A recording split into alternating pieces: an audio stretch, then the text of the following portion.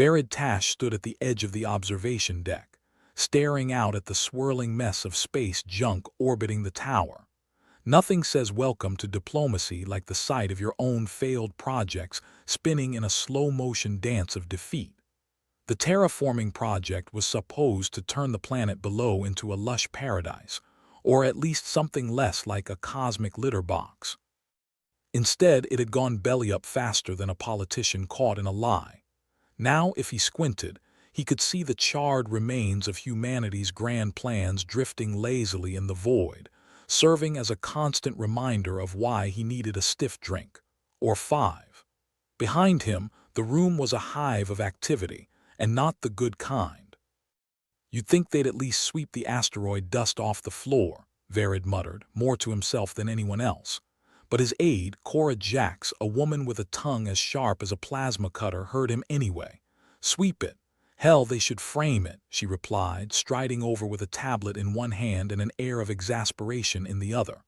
"It's a monument to the tower's efficiency, or lack thereof," Verid snorted. "Efficiency?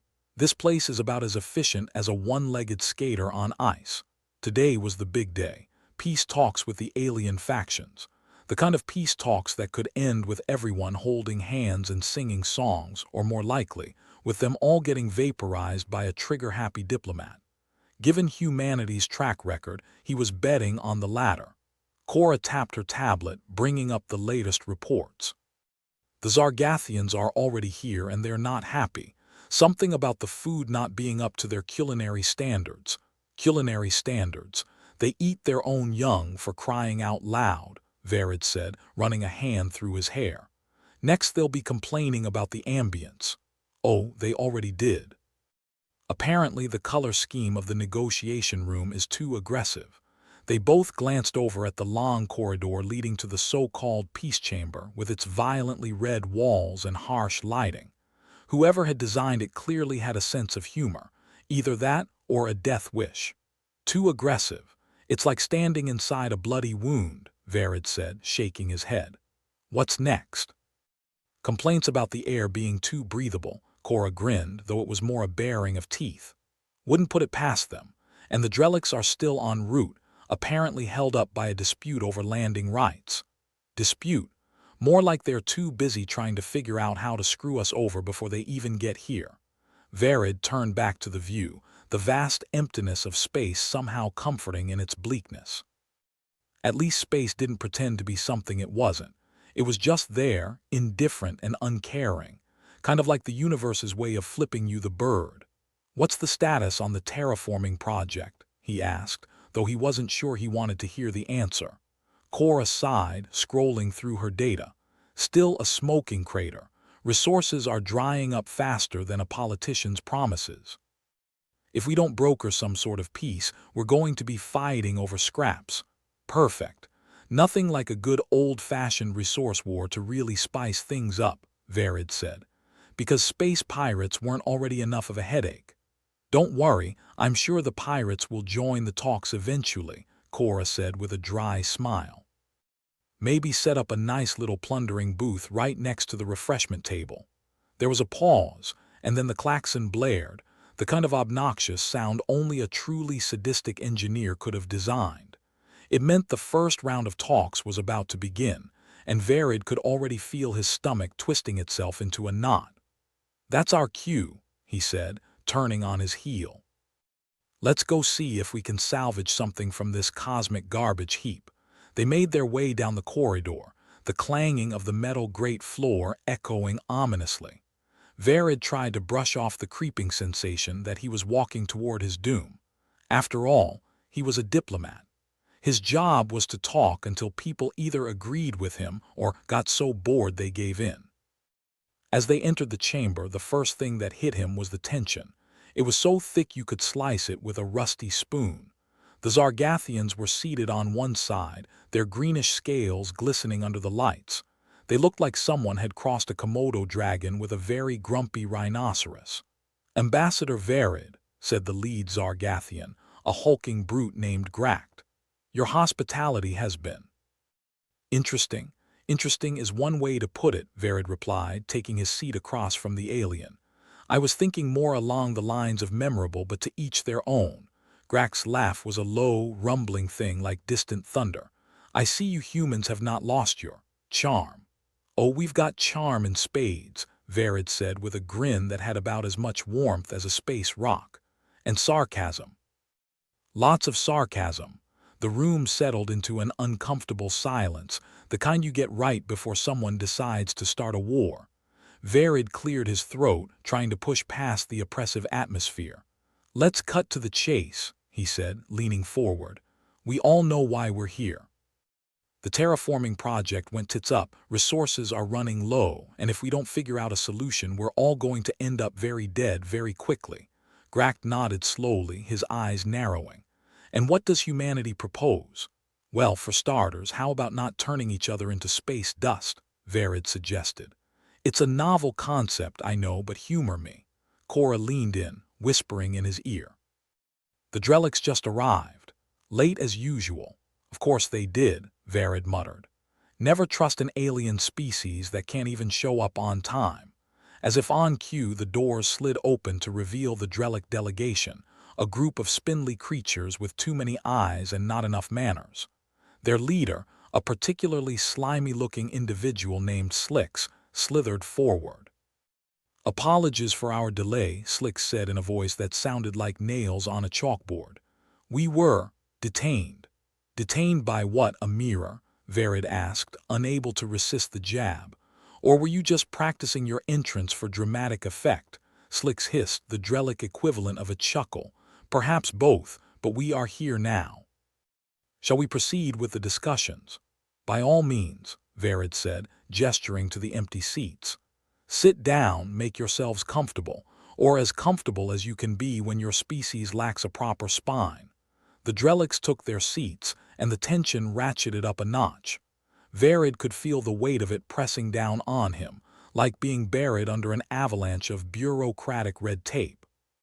So here's the deal, Verid began, his voice steady despite the chaos swirling around him. We need to figure out a way to share the remaining resources. Otherwise, we're all going to be fighting over scraps and nobody wants that. And what do you propose, human? Grak asked, his eyes glinting with a mix of curiosity and suspicion. We need a joint venture, Verid said. Pooling our resources, sharing the tech. We might not like each other, but we need each other. Like a cosmic potluck, Cora chimed in, her voice dripping with sarcasm. Everyone brings a dish, and we all pretend we like each other's cooking. Verid shot her a look that was half amused, half exasperated. Something like that, yes. Slicks made a sound that might have been agreement or indigestion. Perhaps there is merit in this plan, but what guarantees do we have that you humans will keep your word? You don't, Verid said bluntly. But then we don't have any guarantees from you either. It's a risk we all have to take. The room fell silent again, the kind of silence that gnaws at your nerves. Verid could almost hear the gears turning in the aliens' heads, weighing the options, calculating the risks.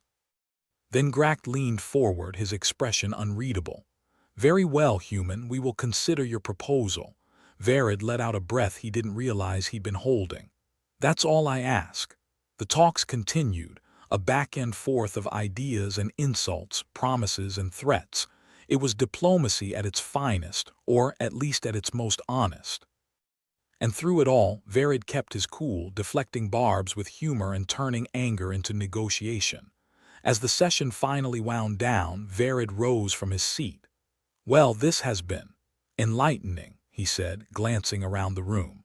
Let's hope we can keep it from turning into a complete cluster. The lights flickered, cutting him off mid-sentence, and a low rumble shook the floor. Alarms blared, a cacophony of sound that drowned out everything else. What now? Cora shouted over the din, her eyes wide with alarm. Verid glanced towards the observation deck, where the view of space had been replaced by something far more sinister, a fleet of ships, and they sure as hell weren't friendly. Looks like we've got company, he said grimly. And I don't think they are here for the buffet. The room erupted into chaos, diplomats and aliens scrambling. Verid turned to Cora, urgency in his voice. Get everyone to the escape pods, now. As they rushed towards the exit, Verid cast one last glance at the negotiation table, now abandoned. So much for peace talks. Seems war had decided to RSVP early. Just another day in the diplomatic trenches, he muttered to himself. And with that, he plunged into the chaos, determined to survive whatever fresh hell awaited them. The room was a swirling mass of panic and chaos, the kind that makes you wish you'd taken up a safer profession, like lion taming or bomb defusal.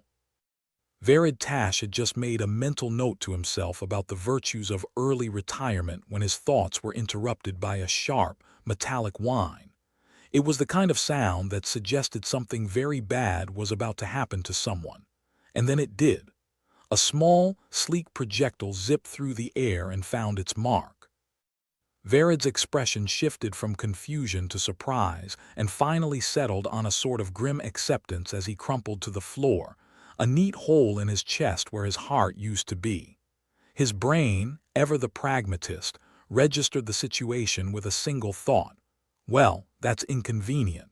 All hell broke loose. Screams ricocheted off the walls, the Zargathians and Drelix diving for cover with all the grace of a drunken rhinoceros, while Cora Jax found herself standing over Verid's lifeless body, her mind a frantic blur of what the hell do I do now thoughts. Of all the days to forget my bulletproof vest, Verid had once joked. So much for his gallows humor. Cora dropped to her knees beside him, her tablet clattering to the floor. It was still blaring some irrelevant report, something about stocks or livestock or something that didn't matter now because her boss, her friend, was busy being dead. Don't just stand there, she barked at the panicked delegates. Someone get me a medic. The room's chaos seemed to take a momentary pause, as if the universe itself was at a loss for how to proceed. Then, like a particularly nasty storm front, suspicion rolled in. Who did this? Grack demanded, his voice a low growl. This is an act of war. The Drelix were quick to hiss their agreement, a chorus of indignant squeaks and slithers.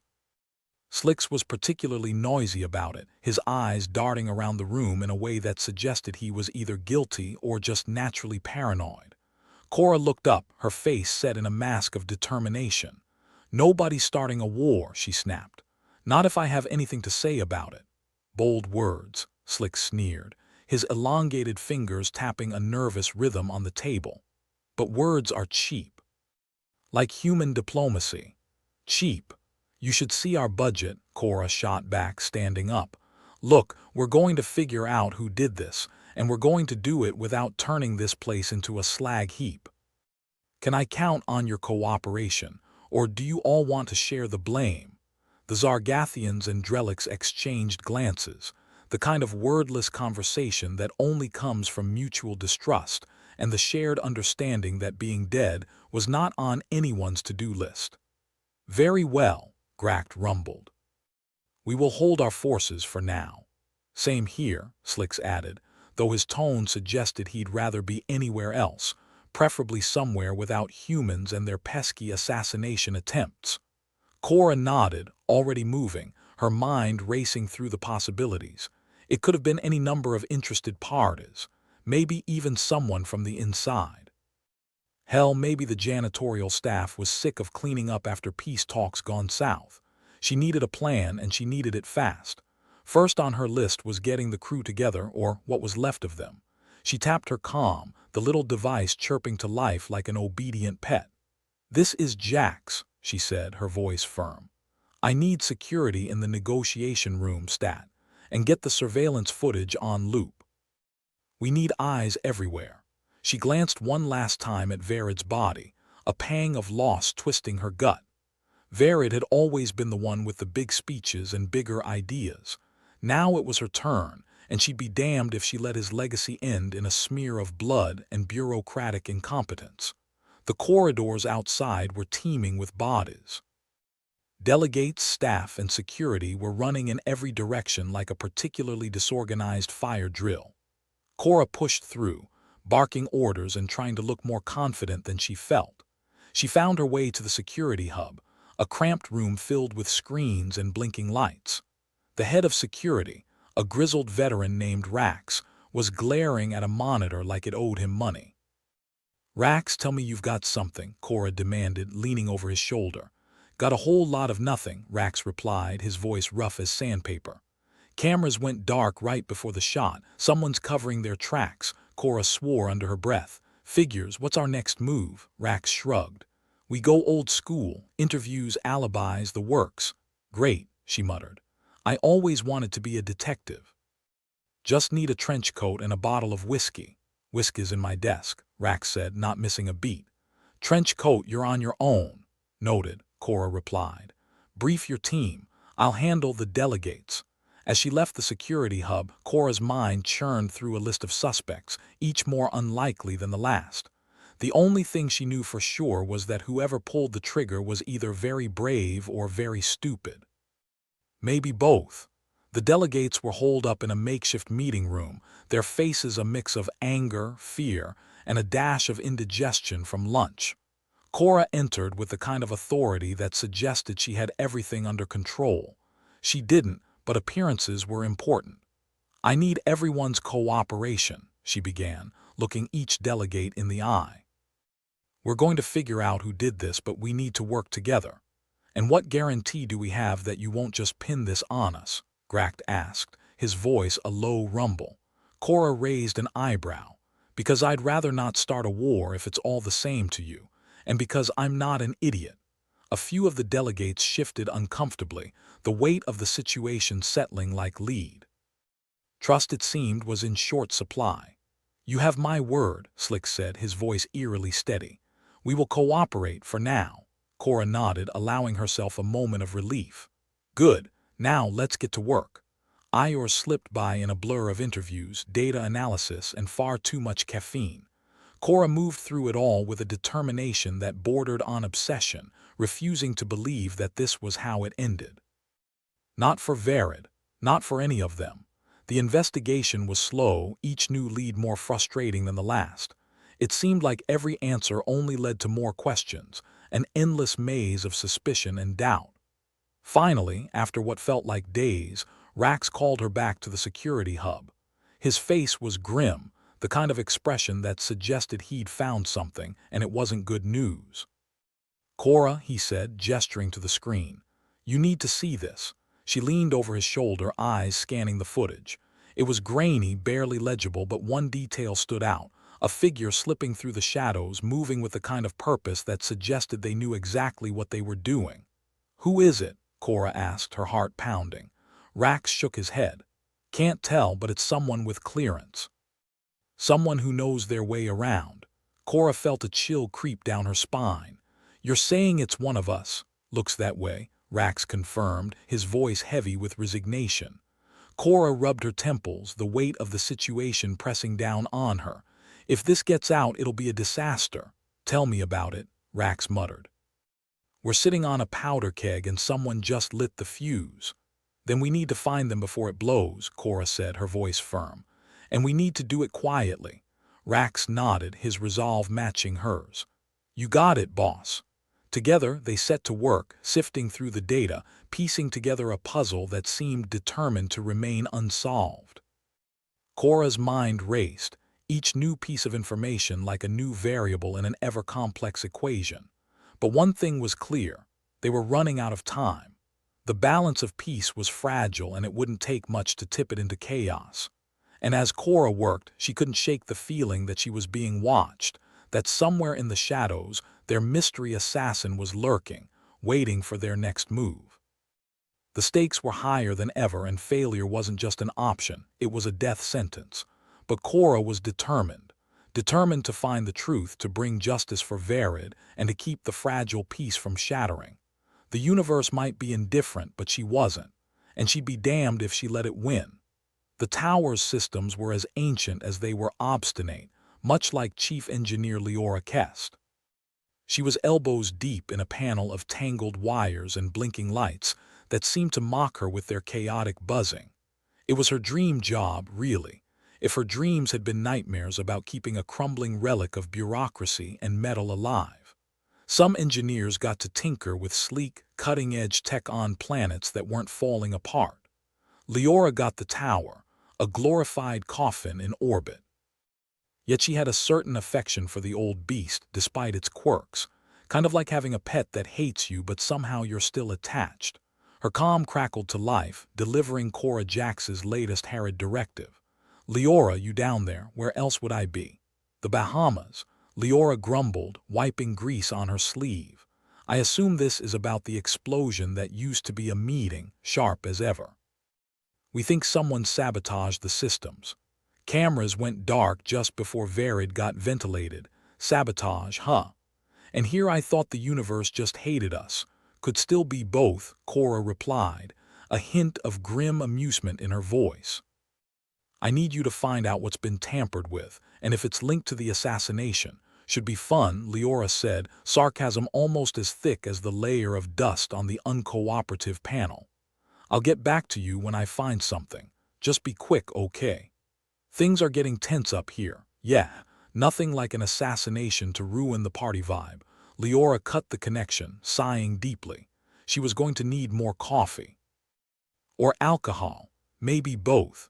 She dove back into the mess of wires, muttering curses that might have made a pirate blush.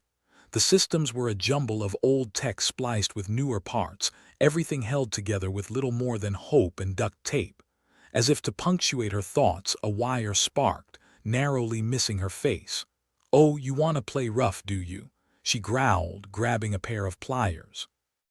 "Let's see who wins this round." After what felt like an eternity of wrestling with the tower's innards, she finally unearthed something unusual. A small device, nestled within the circuitry, blinking with a smug sort of satisfaction. It wasn't part of the original setup, that was for sure.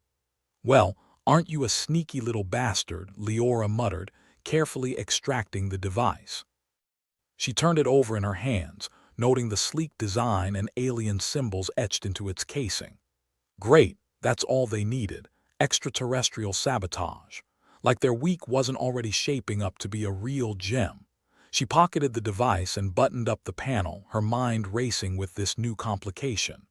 If this was linked to the assassination, then things were a lot worse than they seemed, and that was saying something.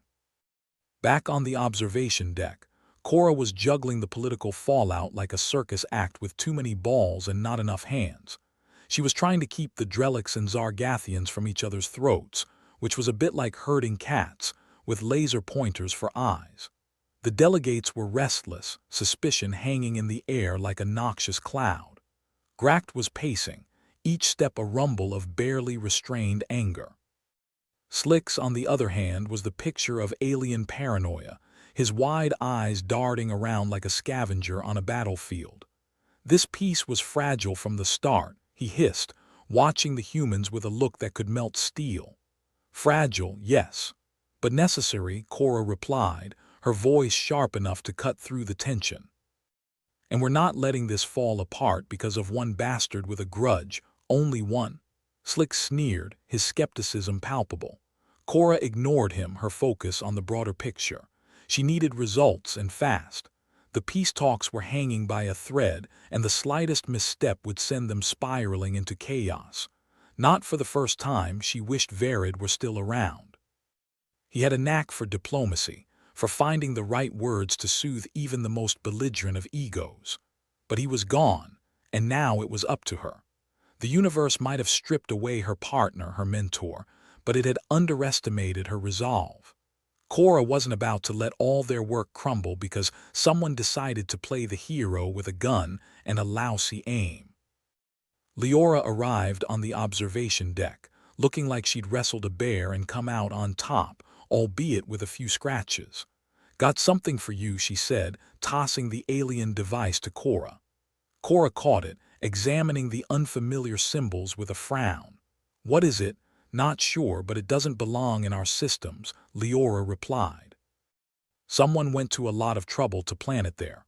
Cora turned the device over in her hands, her thoughts a whirl of suspicion and strategy.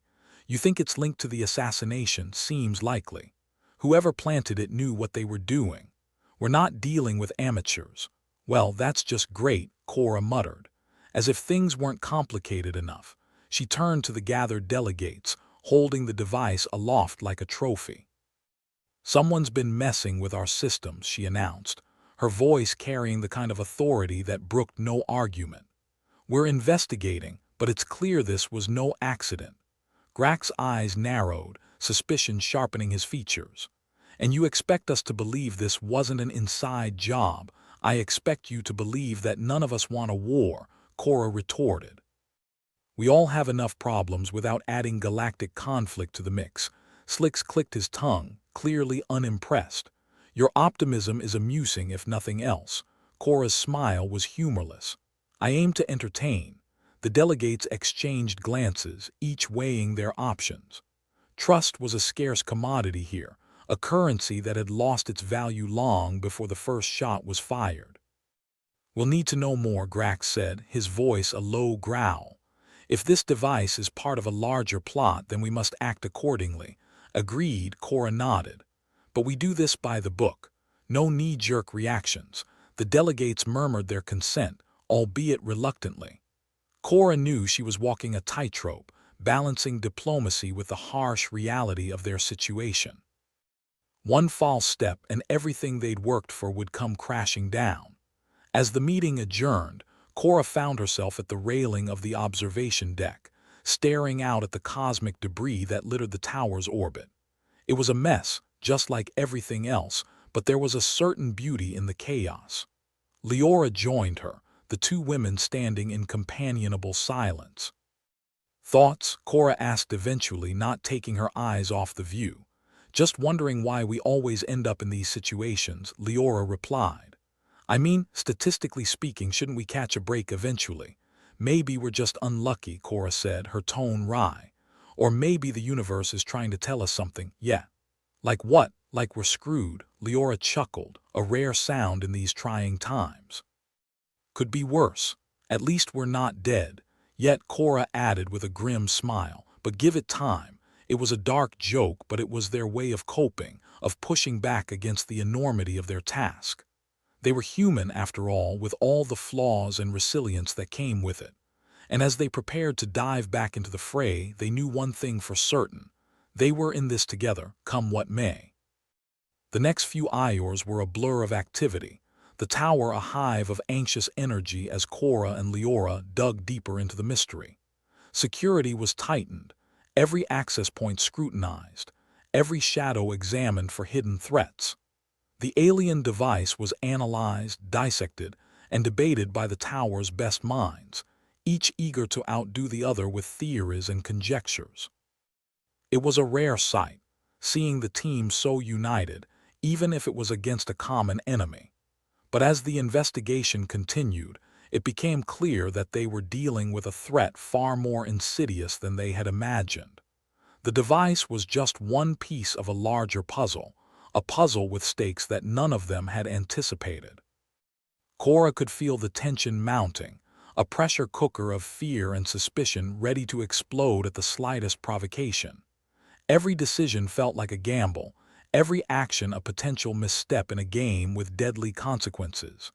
And still, the assassin remained elusive, a ghost in the machine, a phantom lurking in the corridors of power. They were out there, watching, waiting, planning their next move with a patience that was as chilling as it was infuriating. But Cora wasn't one to back down from a challenge. She was determined to see this through, to bring the culprit to justice and restore the fragile peace that hung by a thread.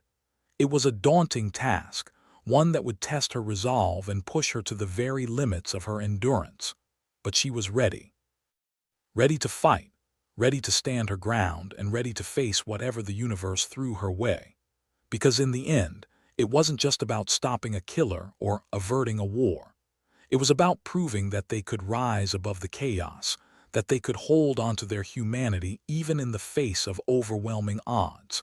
And as long as she had breath in her body, Cora Jax was going to make damn sure that the universe knew it. Leora Kest was elbow-deep in a panel that clearly hadn't been cleaned or serviced since the tower's construction, which was around the same time dinosaurs learned how to dance. Or so it felt, given the state of the wiring. She just finished ripping out a redundant auxiliary cable with the dedication of a dentist removing a particularly nasty tooth, when the tower shuddered like a geriatric with a hangover. "Great, what now?"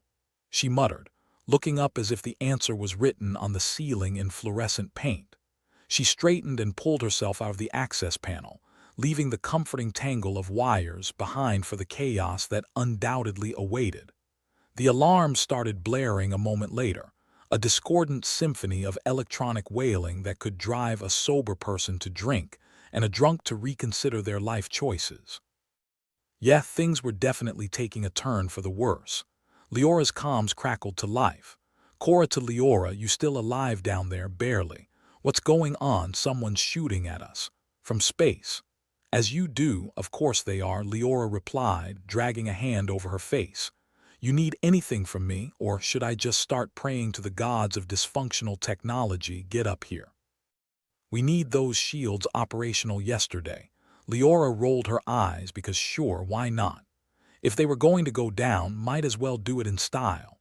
She grabbed her toolkit and jogged towards the nearest lift, which of course was having an existential crisis and refused to move. A swift kick in the base seemed to remind it of its purpose, and with a groan, it started its ascent. By the time she reached the command center, the situation had somehow managed to get worse. The view from the observation deck was no longer just space junk and muted stars. It was a light show, and not the fun, festival kind. More like the kind that meant their life insurance premiums were about to skyrocket. "Who's throwing the tantrum?" Leora demanded as she joined Cora, who was surrounded by a sea of anxious faces and blinking screens. Cora jabbed a finger at one particularly irksome display. "Unknown vessels, no ID. They're not responding to hails, and they're definitely not here for a friendly chat. Guess they didn't read the memo on peace," Leora said, flipping the switch on her sarcasm generator. "What do we know? Enough to be worried. They've got decent firepower, and our shields are about as effective as a wet paper bag right now. Right. Let's fix that." Leora dove into the controls, her fingers dancing over the keys with a precision born of desperation and caffeine. The tower's systems were ancient, sure, but they'd been designed by someone with a remarkable fondness for redundancy. If she could just reroute power from the less critical systems, like the music selection program that hadn't been updated since disco was in vogue, they might stand a chance. "Hey, Leora." Cora's voice cut through the controlled chaos. "Any chance of us surviving this without me having to call my mom and say goodbye?" "Not if you keep talking," Leora shot back, her focus narrowing on the task at hand. Gract, hovering at the edge of the chaos, growled out his frustration. "This is an act of war. Only if we're still alive enough to declare it," Cora replied, her tone drier than the desert sands of a planet nobody cared to name. "Now, unless you've got a hidden fleet in your pocket, maybe shut up and let us work." The Zargathian delegate, not usually one to keep quiet, decided discretion was the better part of valor and sank back into the crowd, muttering. Leora was in the zone, a blur of motion and muttered curses that would have made a space pirate weep with envy. She tapped into a reserve node, something the original engineers had probably kept for emergencies that didn't involve intergalactic assaults. Too bad for them because today it was getting used. "Got it." Leora shouted, triumph lighting up her face as the shields hummed to life, a thin, blue shimmer enveloping the tower. It wasn't much, but it was better than nothing. "Shields up," Cora announced over the comms, her voice cutting through the din. "Let's hope they hold." The next barrage splashed against the newly energized shields, and the tower shook but held firm. A ragged cheer went up, but everyone knew it was far from over. More like the prelude to the main act, an act that featured them as sitting ducks. "What else you got?" Cora asked, her eyes never leaving the display. "Is that a challenge?" Leora quipped, already plotting her next move. "I can reroute more power, but it'll mean shutting down the environmental controls. Hope nobody minds sweating out a few pounds." Cora nodded. "Do it. We need every bit of juice we can muster." Leora dove back into the systems, pulling power from wherever she could find it. Lights flickered and the temperature started to climb, but the shields gleamed brighter, a beacon of hope in an otherwise hopeless situation. The enemy ships, whoever they were, didn't seem deterred. Their assault continued, relentless and merciless, but the tower stood its ground. It was a fight for survival, and Leora was determined to make sure they came out on top, or at least not completely flattened. Status? Cora's voice was calm, belying the storm raging both outside and within. Holding, but they're not giving up, Leora replied. We need to figure out why they are here, agreed. Keep us in one piece while I figure that out. Sure, just let me pull a miracle out of my ass while I'm at it. Cora shot her a tight smile, the only acknowledgement she could afford. Every second counted, and they were running out of both time and luck. In a corner, Slicks was doing his best impression of a cornered animal, eyes flicking from one screen to another. We should retaliate, he suggested, his voice a mix of fear and bravado. Great idea, Leora said, her sarcasm sharper than a laser scalpel. We'll just launch the fleet we don't have and teach them a lesson. Slicks looked like he might argue, but Cora cut him off. Save it.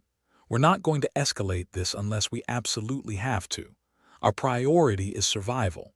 The Drelic's paranoia might have been grating, but he wasn't completely wrong. If they didn't figure something out soon, survival would be a moot point, and Leora wasn't ready to become space dust. The comms crackled again, this time with a transmission not from their antagonists but from within. Tower Command, this is Watch Station 7. We've got movement, looks like a boarding party. Well, isn't this just the cherry on top, Cora muttered, turning to face the new threat. Leora, keep the shields up. I'll handle the welcoming committee. Sure, leave me with the fun job, Leora said with a wry grin, diving back into the systems. She'd never been one for combat, preferring the clean lines of code to the messy business of physical confrontation. Cora armed herself, her expression shifting to one of steely determination. All hands, prepare for boarders. Let's show them what a warm human welcome really looks like. The tower's corridors transformed into a battlefield, humans and aliens alike taking up positions, ready to defend their home. It was a ragtag bunch, but they had heart, and right now that was all they had. Cora led the charge, her weapon ready, her mind a whirl of plans and contingencies. The boarders wouldn't know what hit them. She'd make sure of that. The first clash was swift and brutal, the boarders swarming in with all the grace of a drunken sailor on leave. They were organized, efficient, but not prepared for the human tenacity they encountered. Cora barely dodged a blast that scorched the bulkhead beside her, returning fire with a precision that spoke of experience. Welcome to the tower, she called out, voice dripping with sarcasm. Sorry about the mess, we weren't expecting company. The corridor was filled with the sounds of combat, the smell of ozone and sweat, and the determination of a group of people pushed to their limits. Cora fought with everything she had, aware of every step, every breath, knowing that each could be her last. In the heart of the chaos, Gracht found his own groove, his massive form a bulwark against the tide of boarders. His roars echoed through the corridors, a primal sound that sent shivers down spines and froze enemies in their tracks. The fight was vicious, a test of endurance and will, but eventually the boarders faltered. They hadn't expected such resistance, hadn't counted on the stubbornness of the human spirit and their allies. Retreat! One of them shouted, and like a tide rolling back, they began to withdraw, leaving behind their wounded and more than a few pieces of broken technology. Cora didn't relax until the last of them had retreated, her weapons still at the ready, her senses alert for any sign of treachery. Everyone accounted for, she asked, her voice carrying over the aftermath of battle. We're good, Leora replied over the comms, relief palpable. Shields are holding and the boarders are gone. Good work, people. Let's not let our guard down just yet. Cora allowed herself a moment to breathe, to take in the battered but unbowed people around her. They'd survived against the odds, and for now, that was enough. Nice job, boss, Leora's voice came through, tinged with admiration. Yeah, well, I'm not ready to die just yet, Cora replied, a wry smile tugging at her lips. I've got plans for dinner, and I'd hate to miss it. As the crew set about repairing the damage and preparing for whatever came next, Cora knew the fight was far from over. But they'd face the storm and come out the other side, bruised but unbroken. And in a universe that seemed determined to test them at every turn, that was a victory worth celebrating. For now, at least, they'd managed to keep their heads above water. Tomorrow, well, that was a problem for the next caffeine-fueled crisis. As the tower groaned under another barrage, Leora Kest felt the weight of every outdated bolt and rusted panel pressing down on her. The shields were holding, but just barely, and with each hit they took, the power reserves dipped closer to empty. It was like trying to keep a sandcastle standing in a hurricane, and right now she was fresh out of buckets. "Leora, how long can we keep this up?" Cora's voice crackled over the comms, half drowned in static and the distant thrum of far-off explosions. "If our options are forever or another 5 minutes, I'd get your affairs in order," Leora replied, not bothering to hide the sarcasm. She'd been up for more hours than she could count, and even caffeine had given up the ghost. "We're about to enter the prey to whatever cosmic entity you fancy territory."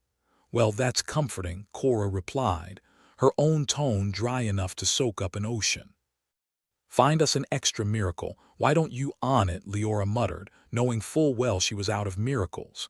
She was an engineer, not a magician, and whoever was behind this attack had planned it well. Too well. Their systems were down to scraping the bottom of the barrel, and speaking of scraping, morale was somewhere below the basement. The crew looked like a bad remake of a zombie flick, minus the brain-eating enthusiasm. It was then she noticed Slicks, hovering near the back, looking like the Drellic equivalent of someone caught with their hand in the cookie jar. His eyes darted around, more shifty than usual, and if Leora didn't know better, she'd say he was sweating. Which was impressive, considering Drellics didn't have sweat glands. "Hey, Slicks," Leora called, her voice casual but her eyes on alert. "You're looking a bit pale there." "Everything all right?" He jumped as if shocked, a deer caught in the headlights of impending suspicion. "Me? Fine, just monitoring the situation," she repeated, letting the words roll around like marbles in her mouth. "You wouldn't happen to know why our systems are acting like they've seen a ghost, would you?" His gaze flickered, a telltale sign. No idea." "Just doing my job right," she said, drawing the word out until it was long enough to hang him with. "Because it'd be really inconvenient if someone was, say, feeding information to our uninvited guests."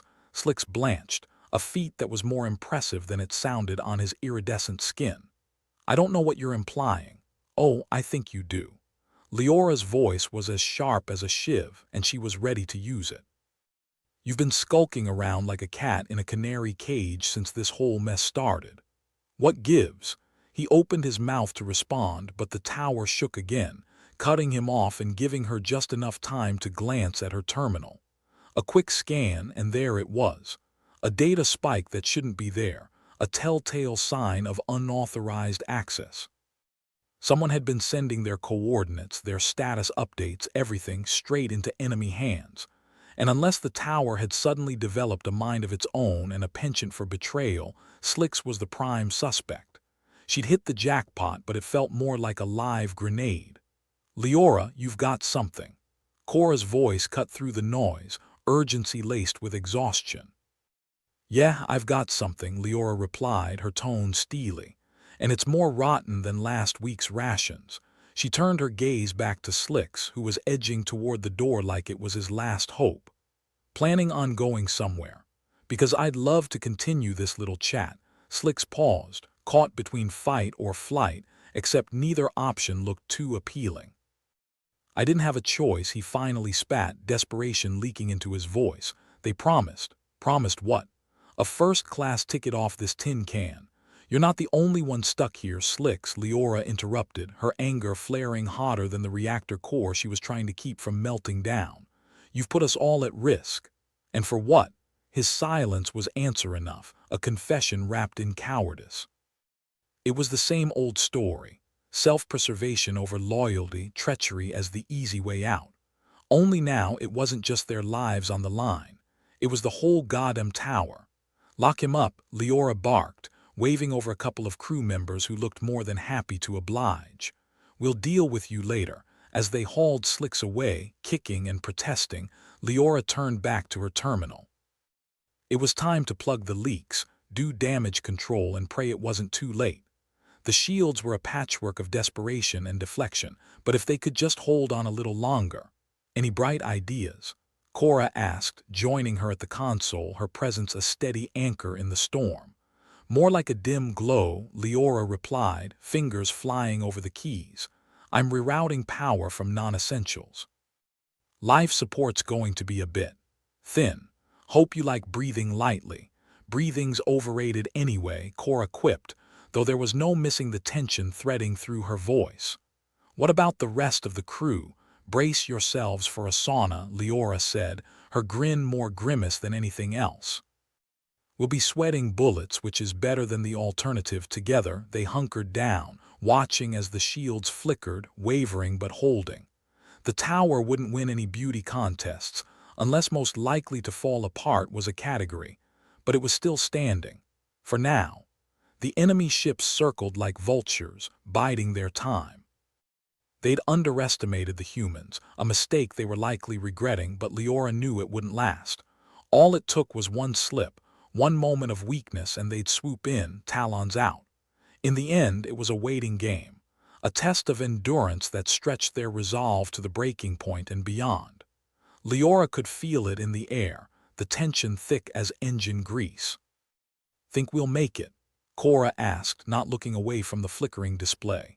"We don't have much choice, do we?" Leora replied, her grin as lopsided as her sense of optimism. "Just another day in paradise." Their laughter was short-lived, a brittle thing that shattered against the cold reality of their situation. Every breath was a reminder of their dwindling air, every flicker of the lights a testament to their waning power. But they'd made it this far, and there was a certain grim satisfaction in that. As the Iors dragged on, the crew settled into a tense rhythm, patching up damage, maintaining the shields, and keeping an eye on the enemy. It was a dance they'd perfected over the course of this endless siege, and though their moves were far from graceful, they were effective. The tower's corridors buzzed with activity, the hum of machinery and the murmur of voices a constant backdrop. Everyone was on edge, but there was a determination in their eyes, a fierce refusal to give up. Leora watched it all, her heart swelling with a pride she rarely admitted to. They were a ragtag bunch, but they were her ragtag bunch, and come hell or high water, she'd stand with them. It was then that the comms crackled again, this time with a message from one of their scouts. "Cora, Leora, you might want to hear this. What is it?" Cora asked, leaning closer to the console. "Looks like some of the attackers are pulling back. Not all of them, but enough to notice." Leora's heart skipped a beat, hope flaring bright and dangerous. "Think they are retreating, could be," the scout replied. "Or they're just regrouping for another round. We'll take whatever break we can get," Cora said, her voice a mix of relief and caution. "Let's use the time to regroup ourselves, and keep your eyes peeled. I don't trust them to play fair, trust. In this galaxy." "You're more optimistic than I thought," Leora quipped, her fingers already moving to reinforce the shields, patch the worst of the damage. The respite was a welcome one, even if it was likely short-lived. It gave them a moment to breathe, to reassess, to plan. The crew worked tirelessly, the air thick with the smell of sweat and determination. The tower might have been a creaky old relic, but it was theirs, and they'd defend it with everything they had. Iors passed, the tension ebbing and flowing like the tides of some distant sea. Leora hardly noticed the passage of time, lost in the rhythm of her work, the comforting familiarity of her terminal. It wasn't until Cora's hand settled on her shoulder, grounding her back to the present, that she looked up. "Still with us?" "Barely," Leora admitted, exhaustion pulling at the corners of her vision. "But I'm not checking out just yet." "Good," Cora said, her smile a brief, bright thing. "Because we're not done here." They weren't out of the woods yet, not by a long shot. The enemy was still lurking, still a threat, and they had a traitor to deal with. But for now, they'd survived another day. And in a universe that seemed hell-bent on testing them, that was no small feat. Leora took a deep breath, her resolve hardening into something unbreakable. Tomorrow was another day, another battle, another chance to defy the odds. But tonight, they'd rest, regroup, and prepare for whatever hell awaited them. Because if there was one thing Leora Kest knew, it was that they were far from finished. The real fight was just beginning. The tower, ancient and obstinate, creaked ominously as if even it were groaning at the current predicament. Leora Kest stood at her terminal, hands bouncing over the keys like she was playing the galaxy's most stressful piano concerto.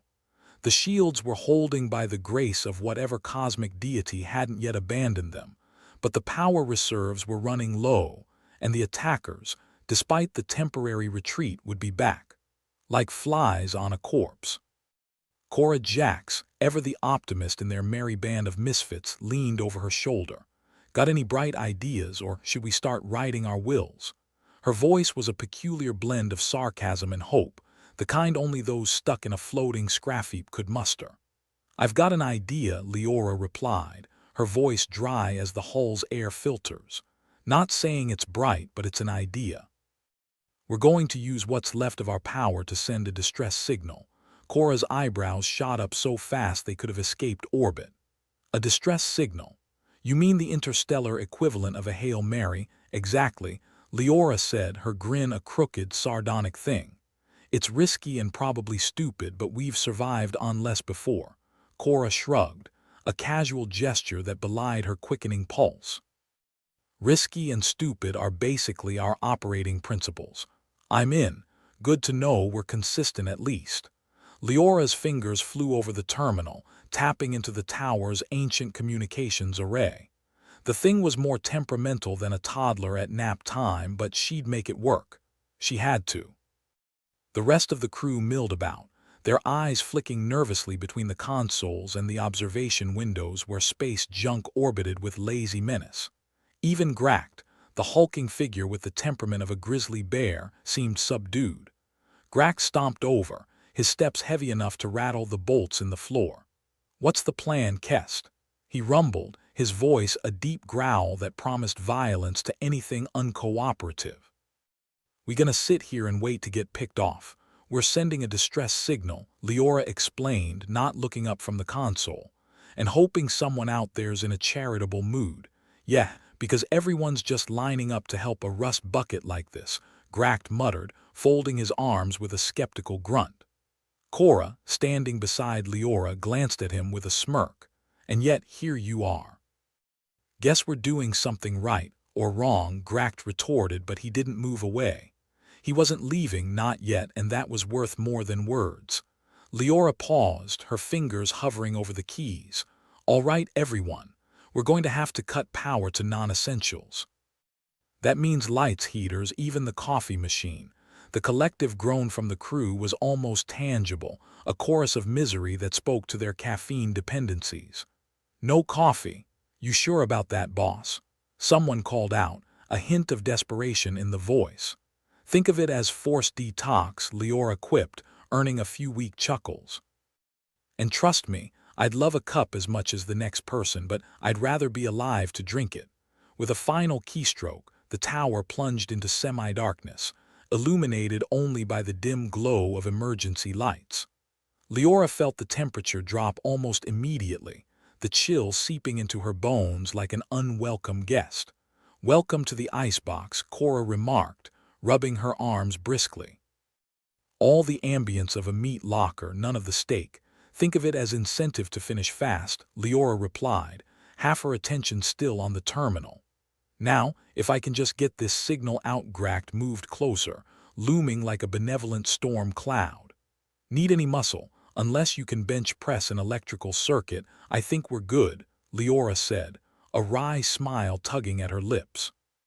The comms crackled, a sound that was becoming worryingly familiar. Leora came the voice of their scout, thin and tinny through the interference. "What's up?" Leora asked, trying to ignore the tightening knot in her stomach. "Just a heads up," the scout continued, static making the words dance like ghostly echoes. "Looks like some of the enemy ships are still hanging around." "They are at a distance, but they are not gone," Leora swore under her breath, a colorful string of invective that would have made a sailor blush. Figures. All right, keep an eye on them. Let us know if they start moving, roger that. And good luck with the signal, we'll need more than luck, Cora muttered, folding her arms against the cold. Gract, ever the tower of optimism, grunted. We'll need a damn miracle. Funny how those are always in short supply, Leora said, her attention back on the console. All right, let's see if I can coax this old junker into broadcasting. The system groaned in protest, but she coaxed it like a mother hen with a reluctant chick. Bypassing dead circuits, rerouting through what was left of the tower's operational systems, until finally. Got it, Leora exclaimed, the words a victorious shout in the quiet gloom. Signals out. Now we just pray someone's listening. Praying, Cora said with a snort. That's something new for us. Desperate times, desperate measures, Leora replied, watching the terminal's flickering display. The signal was weak, a whisper in the cacophony of space, but it was out there. And with any luck, it would find someone willing to help. The minutes ticked by with all the speed of a glacier in a swamp. The crew huddled together for warmth, sharing quiet conversations and grim jokes to ward off the impending dread. Leora leaned back, stretching her aching muscles. So, anybody got any good jokes? Just our lives, Cora replied, a ghost of a smile flitting across her features. You know, Grax said, surprisingly conversational, I once heard this one about a human, a Drellic, and a Zargathian walking into a bar. Let me guess, Leora interrupted. They all die, Grax nodded. Pretty much. Dark humor's the only humor fitting, Cora said. Considering we're living in the punchline, the comms crackled again, cutting through the darkness. This time the voice was unfamiliar, yet clear. This is the Starhawk responding to your distress signal. Identify yourselves and your situation. Hope flared in Leora's chest, bright and dangerous. This is Leora Kest of the Orbital Tower. We're under attack and require immediate assistance. Copy that, Leora, the voice from the Starhawk replied, all business. We're en route.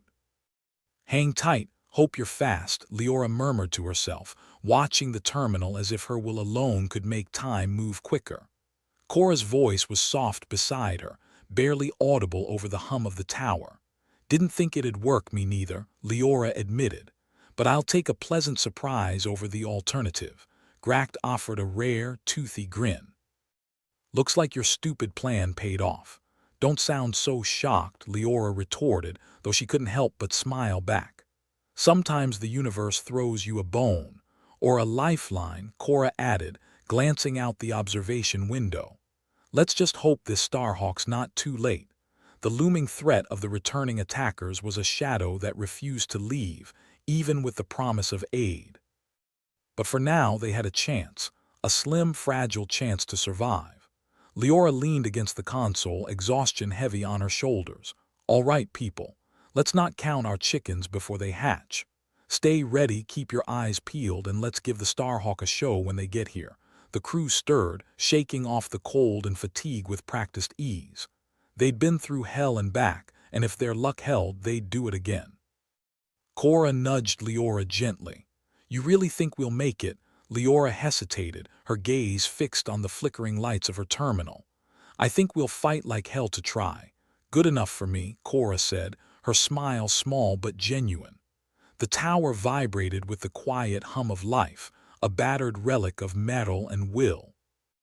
And as the minutes crept by, Leora felt the stirrings of hope, a dangerous, unfamiliar thing, but one she clung to with all her might.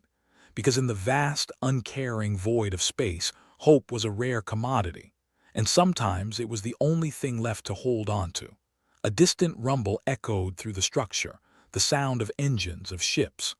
Leora's heart leaped to her throat. Starhawk looks like they are early, Cora said, peering out into the blackness of space. I'll take it. Gract slapped a hand against the wall, his version of a cheer. Maybe the universe isn't out to get us after all. Give it time, Leora muttered, but she couldn't help the grin that spread across her face. The Starhawk arrived in a blaze of thruster light, maneuvering with practiced grace, and a voice crackled over their comms. Leora Kest, we're here to give you a hand. Just say the word, Leora said, unable to keep the relief from her voice. "And thanks for the timely rescue. Let's finish this," Gract growled, his voice a promise of mayhem to come. The tower's crew sprang into action, a ragtag band of survivors with nothing to lose and everything to fight for. The Starhawk's arrival turned the tide, a beacon in the dark, and together they faced their enemies with renewed vigor. For Leora, it was a moment suspended in time, a flash of steel and fire, of desperation and hope, all converging in a dance of survival. They weren't out of the woods yet, not by a long shot, but they were one step closer. And sometimes, one step was all you needed to keep going. When the dust settled and the battle was won, Leora stood among her crew, their expressions weary but triumphant. They'd survived the day against all odds, and that was a victory worth savoring. Cora clapped her on the back, a gesture of camaraderie and gratitude. "Not bad for a bunch of misfits, not bad at all," Leora agreed, her heart full of something unfamiliar and warm. In the end, they'd faced the darkness and come out the other side. And for Leora Kest and her crew, that was enough. For now. The tower groaned like an old man forced out of bed too early, its creaking metal bones echoing through the halls as the crew gathered on the observation deck. The Starhawk hovered in the near distance, a hulking guardian angel in the form of a heavily armored ship. A more cynical person might call it a floating junkyard with delusions of grandeur, but to Leora, it was nothing short of a miracle. "Guess the universe doesn't totally have it in for us," Cora remarked, her voice tinged with that special blend of relief and sarcasm she wielded like a third arm. Leora nodded, keeping her eyes on the Starhawk's sleek silhouette. "Just 50%, maybe 60 on weekends. Ever the optimist," Gract grumbled, folding his arms like a disgruntled bear. "So, what's next, boss?" Leora gave a quick glance around the deck. The tension in the air was palpable, like the moment before a bad joke at a funeral. "First, we figure out who's been playing puppeteer with our systems and cut their strings. Then we make sure those Zargathian guests get the kind of welcome only humans can give." A flicker of movement caught Cora's eye, and she leaned in closer to the viewport. "Looks like the Starhawk's itching to do some heavy lifting."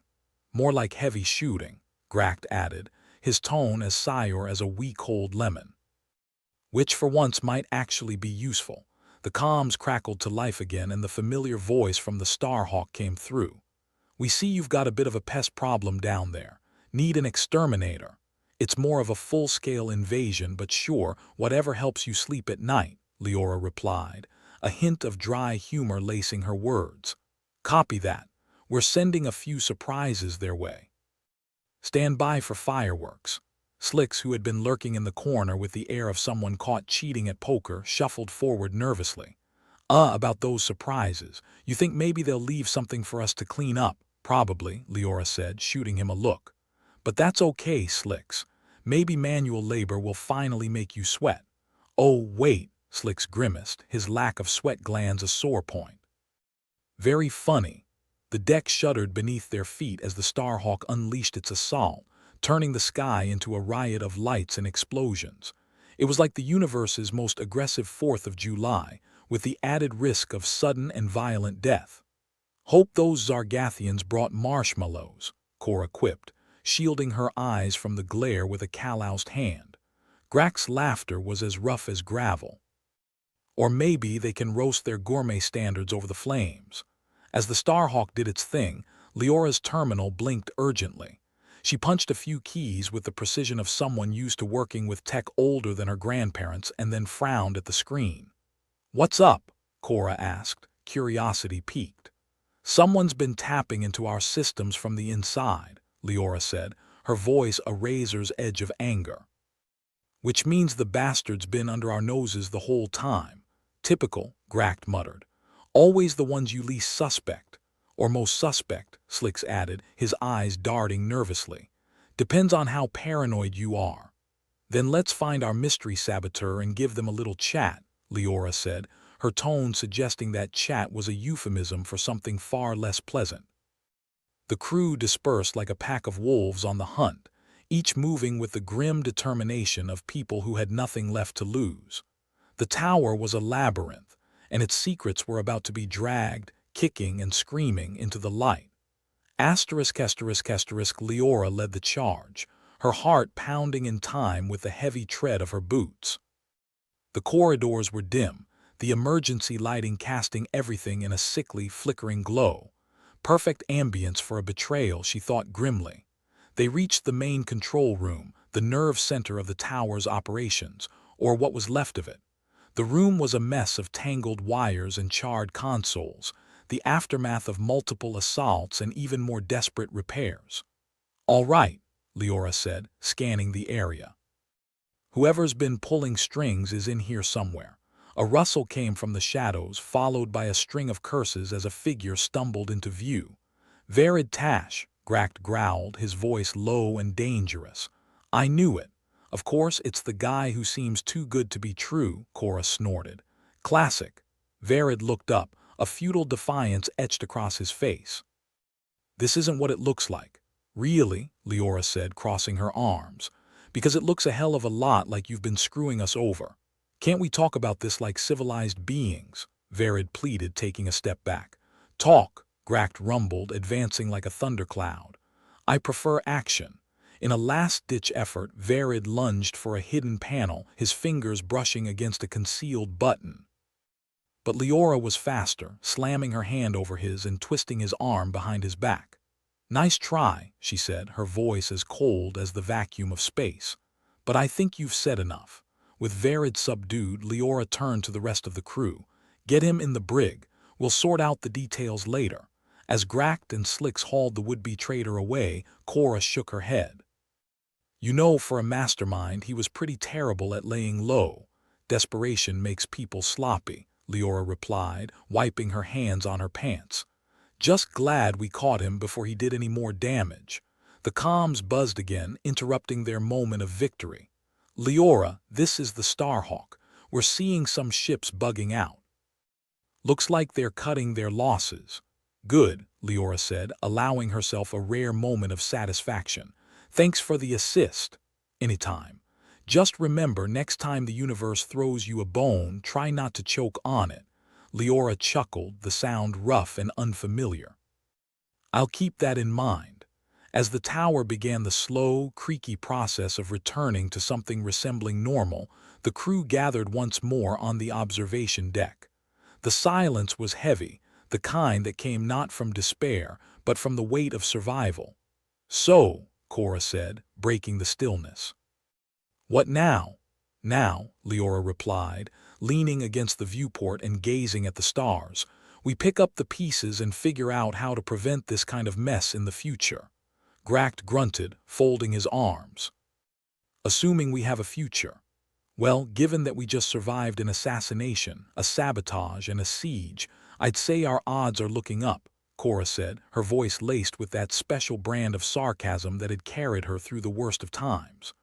"Always the optimist," Leora said, a faint smile tugging at her lips. "Someone has to be," Cora replied, nudging Leora with her elbow. The tower might have been a crumbling relic of bureaucracy and metal, but it was still standing. And as long as it stood, so too would the people within it. They'd face down the darkness and come out the other side, scarred but unbroken. As the stars twinkled in the endless expanse, Leora allowed herself a moment to breathe, to hope. It was a fragile thing, easily shattered, but for now, it was enough. Because out here in the vast, uncaring void of space, hope was a rare commodity. And sometimes it was the only thing that could see you through to the next sunrise, even if that sunrise came with the risk of another explosion. Leora turned away from the viewport, the weight of leadership settling back onto her shoulders like a well-worn cloak. "All right, everyone, let's get back to work. This tower isn't going to run itself." The crew nodded, their expressions a mixture of weariness and determination. They'd weathered the storm, and though the road ahead was uncertain, they'd face it together. In the end, that was all they could ask for. And as they moved forward, united in purpose, the tower began to hum with life once more, a battered, stubborn testament to the resilience of the human spirit. At least until the next crisis hit. But that was a problem for another day. For now, they'd earned a moment of peace. And though it was a fleeting thing, Leora would take it, because sometimes, against all odds, it was enough. Leora stood on the observation deck, staring out at the vast sprawl of space junk orbiting the tower. It was all a little poetic, really, if you squinted hard enough. A once grand terraforming project turned into a planetary landfill. But hey, if the universe was going to throw a tantrum, who better to clean it up than the last few suckers willing to call this place home? Cora sidled up beside her, a tablet in hand, her eyes reflecting the chaotic dance of debris. So, guess we're not getting that beach paradise anytime soon, huh? Unless your idea of a beach is swimming in a sea of failed dreams and twisted metal, Leora replied, a smirk playing at the corner of her lips. Cora chuckled, shaking her head. I've seen worse. Remember that asteroid job where the oxygen scrubbers failed? You'd be amazed how creative you can get when suffocation's on the menu. Yeah, the universe has a funny way of keeping us on our toes, Leora replied, tapping her fingers against the viewport. Speaking of which, how are our Zargathian guests liking their stay in Trash City? They're not exactly thrilled, Cora said, rolling her eyes. Apparently, our ambience doesn't meet their high standards. Go figure. Maybe we should have served them dinner, Leora mused. Charred electronics with a side of existential dread. We could have called it Grak's special, Cora said, laughing outright. Grak joined them, arms crossed, his expression a permanent scowl. I heard that. You were meant to, Leora said, a grin spreading across her face. But seriously, any luck with the Zargathians? The big man shrugged. Diplomacy isn't exactly my thing, but they seemed slightly less homicidal after I told them Verid's out of the picture.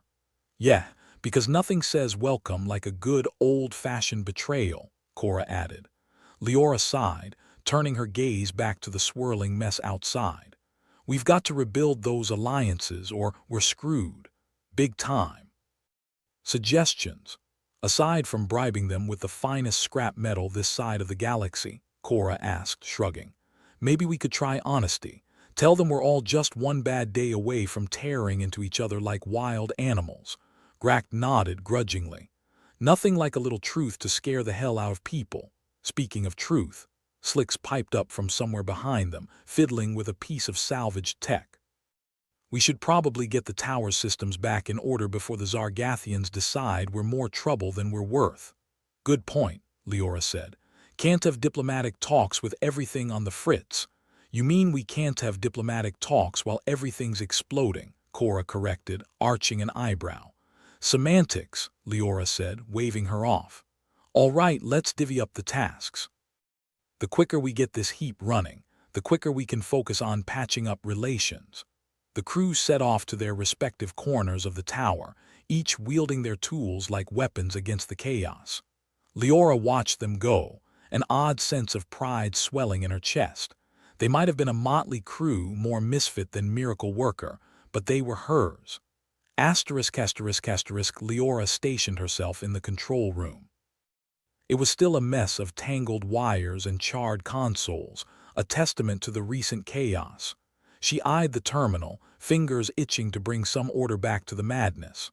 All right, you stubborn piece of tech, she muttered, leaning over the blinking lights. Let's see what you've got left. With a few deft keystrokes, the systems hummed back to life, or at least tried to. The screens flickered with more static than a bad holovision reception, and Leora could almost feel the frustration boiling beneath her skin. Having fun? Cora asked, leaning against the doorframe with a wry smile. Loads, Leora replied, sarcasm dripping from her words. This is exactly how I wanted to spend my day, playing nursemaid to a dying computer. Well, if it makes you feel any better, I've got Grak working on the shields, Cora said. He's grumbling like a bear with a sore tooth, but at least it's some progress. Good, Leora nodded. Last thing we need is another surprise attack knocking us on our asses. And I've got Slicks checking the comms, Cora added. Hopefully we can smooth things over with our guests before they decide to leave us floating in the void. Hey, if they want to leave, they're welcome to, Leora shrugged. But I'd prefer they leave happy and not plotting our demise. That's the spirit, Cora said, nudging her shoulder. What's next on the agenda? More patches than a pirate's eye collection, Leora sighed, tapping away at the terminal. But we'll make it work. We always do. Lucky us, Cora said, her tone a blend of sarcasm and genuine belief. Anything else I can do before I head back out? Leora glanced at her, a wry smile tugging at her lips. Yeah, go remind those Zargathians that we're not completely inept, Cora chuckled. Consider it done. And remember, boss, we've survived worse. Yeah, but have we survived worse with style? Leora shot back, grinning. As long as you don't count the fashion choices, Cora said, gesturing to their patched-up uniforms. I'd say we're doing all right. With a nod, Cora left the room, her footsteps echoing down the corridor. Alone with the terminal's faint hum, Leora allowed herself a moment of quiet. For all their snark and cynicism, her crew was resourceful, capable. If anyone could drag this mess back from the brink, it was them. Grak's voice cut through the silence a few hours later, his gravelly tone echoing over the comms. Leora, you there? Yeah, what's up? Leora asked, tapping the earpiece. Shields are holding steady, Grak reported. Took a bit of hammering, but they're up. Good to hear, Leora replied, relief washing over her. Let's hope they stay that way. We'll see, Grak said, his tone ever the pessimist. What about the comms? I'm on it, Slicks chimed in, his voice crackling through the line. Just ran a diagnostic and we should be clear to start negotiations again. Perfect, Leora said. Get those Zargathians on the line. We've got some peacemaking to do. On it, Slicks replied with more confidence than usual. Leora rubbed her temples, trying to stave off the headache that seemed perpetually lurking. The tower was a patchwork of fixes and temporary solutions, but for now it was enough. The comms buzzed to life, and Leora took a deep breath, readying herself for the next round of negotiations. Zargathian delegation, she said, her voice steady. This is Leora Kest from the tower. I'd like to extend our apologies for the recent unpleasantness. We hope to discuss the path forward. There was a pause, a static-laden breath of silence. Then a voice, smooth and oddly serene, responded. Leora Kest, we acknowledge your efforts. The events have been chaotic, to say the least. We are open to discussing future cooperation, provided certain assurances. Leora nodded, even though they couldn't see her. Understandable. Our systems were compromised by an internal agent who has since been apprehended. We're making every effort to ensure security moving forward. Indeed, the Zargathian replied. Your resourcefulness is noted. We would be interested in discussing the terraforming project and its future. Leora took a breath, steadying herself. This was the crucial bit. We're aware of the project's shortcomings. While the initial goals were not met, we believe there's potential for reclamation and mutual benefit. Optimistic, the voice remarked, though there was a hint of amusement. We will consider your proposal. In the meantime, we request continued hospitality. Of course, Leora assured them. We'll do our best to make your stay less chaotic. There was a sound that might have been the Zargathian equivalent of laughter.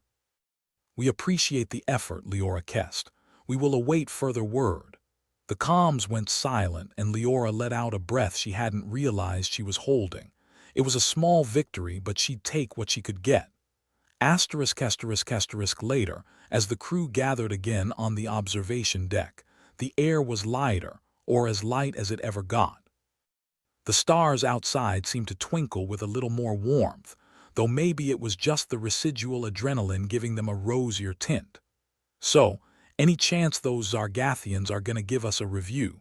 Cora asked, throwing herself into a chair with all the grace of a drunk elephant. Only if it's out of spite, Grak said, snorting. We made progress, Leora said, refusing to let their cynicism dim the small spark of hope. And that's more than we had yesterday. True enough, Cora agreed. And hey, maybe tomorrow we'll finally get that beach vacation. Leora chuckled, shaking her head. If the universe ever decides to give us a break. Or a sunburn, Slicks added, his attempt at humor earning him a few chuckles. As the laughter faded, Leora looked around at her crew. They were weary, battered, but still standing.